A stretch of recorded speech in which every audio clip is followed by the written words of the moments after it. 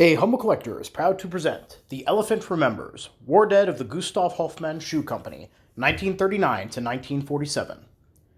Before we begin reading through this booklet, a brief history of the Gustav Hoffmann Company. The founder of the company, Gustav Hoffmann, was born in Cleve, Germany on May 10, 1872. His father was a dealer in shoemaking supplies. Gustav would serve for 1 year in the military. In 1896, Gustav and his brother-in-law, Fritz Ponnier, would found the Ponnier and Hoffmann Children's Shoe Factory and a small workshop. A factory would be built in 1899. The partners would split in 1908, with the assets divided between the two. Gustav would get to keep the factory in Cleve. By the beginning of World War I, Gustav was employing over 800 people and experimenting with glued soles. During the heavy post-war inflation, Gustav set up a location where workers could buy food at pre-inflation prices. By 1926, a cafeteria capable of seating 1,000 people was built. In 1928, the company adopted the elephant logo it still uses today. It employed 3,000 people and produced 17,000 pairs of shoes a day. Gustav would die of a heart attack on February 2, 1935. The Second World War was hard for the factory.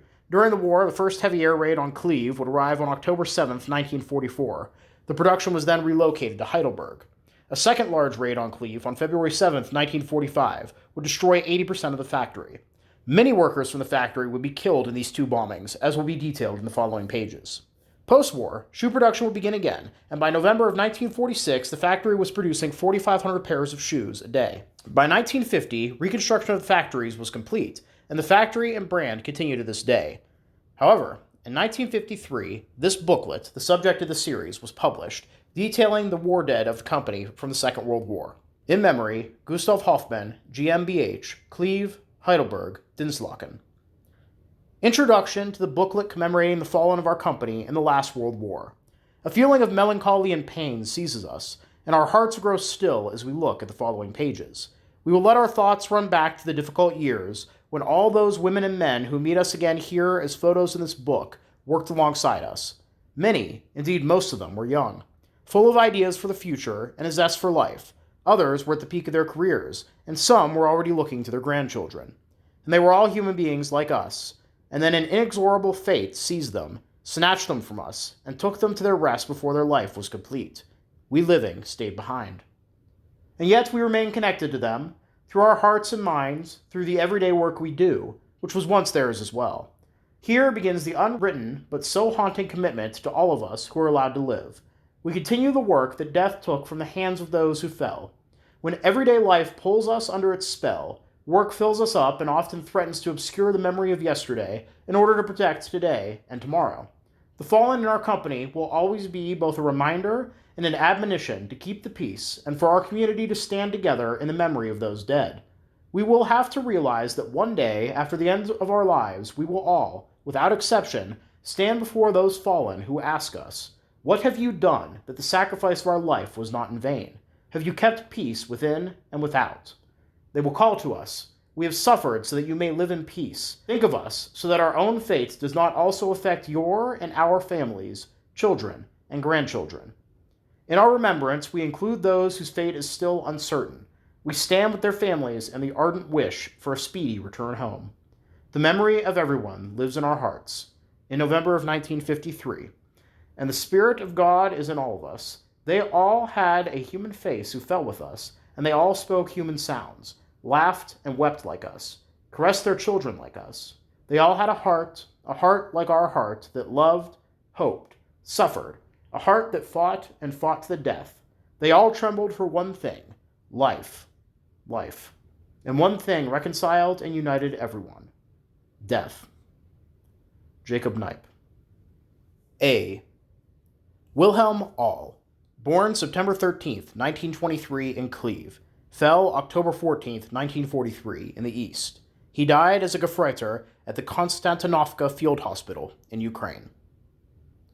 Johann Abel, born June 4, 1922 in Frasselt, fell July 22, 1943 in the East. Johann was a Gefreiter in the 1st Company of Grenadier Regiment 156 Motorized, part of the 16th Panzer Grenadier Division. He was shot through the lung on July 21, 1943, in Kolonivka, Ukraine. He was brought to a field hospital in Amorozivka, where he died on July 22nd. He is buried in the military cemetery in Kharkiv, Block 12, Row 29, grave 5183. Artur Altner, born March 4, 1920 in Cleve, fell January 8, 1945 by Schliersee. Arthur was a lieutenant in the Luftwaffe and is buried in the military cemetery in Traunstein. Interestingly, the Volksbund records list his date of death as January 15, 1945, a week after that recorded here. Heinrich Angenent, born February 7, 1908 in Cleve, fell April 18, 1945 in the East. Heinrich was an Obergefreiter in the Luftwaffe and is buried in the military cemetery in Papa, Block 2, Row 2, grave 17. The Volksbund record lists his date of death as March 22, 1945. Ferdinand Arends, born August 25, 1923 in Cleve, fell April 5, 1943 in the East. His place of death is listed as Vosishev, Ukraine, and Volksbund notes his date of death as February 13, 1943. Erich Ernst, born July 14, 1924 in Marienbaum, fell March 16, 1943 by Shuvayev. Erich was an SS Panzergrenadier in the 9th Company of SS Panzergrenadier Regiment 3, Totenkopf. His training regiment is listed as the 7th Company of Polizeischütze Regiment 3. He was killed by a headshot near Shuhuyev and is believed to be buried as an unknown soldier in the Kharkiv military cemetery.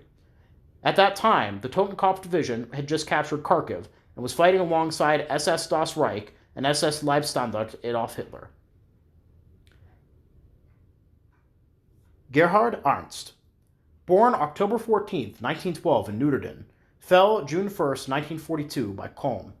Gerhard was a Gefreiter in Army Förderpark 561 and is buried in the Korpovo Military Cemetery, Block 32, Row 25, grave 1593. The Army Förderpark units contain the mobile reserves of horses for an army, with 2 parks being assigned to each army at the beginning of the war. These units would consist of roughly 260 men and nearly 600 horses. His date of death makes it likely that he was killed near the end of the Kulm Pocket, which would see the death of over 1,500 German soldiers south of Leningrad. Jakob Ernst, born February 17, 1919 in Cleve, fell July 2, 1942. Jakob was an Obergefreiter in the 1st Company of Infantry Regiment 60, part of the 16th Infantry Division, and was killed by a headshot in Maximovka, somewhere in the vicinity of Voronezh. Theodor Ernst, born March 11, 1899 in Neuterden, died on January 24, 1943 in a reserve hospital. Theodor was an Obergefreiter in the 3rd Company of Landschützenbataillon 915 and died in a hospital of a lung and rib injury. This security unit was under the 202nd Security Brigade at the time of his death, deployed in White Ruthenia, which is now eastern Belarus. Matilda Arts, born Mufsen, born May 3, 1914 in Cleve, and fell on September 20, 1944 during an air raid.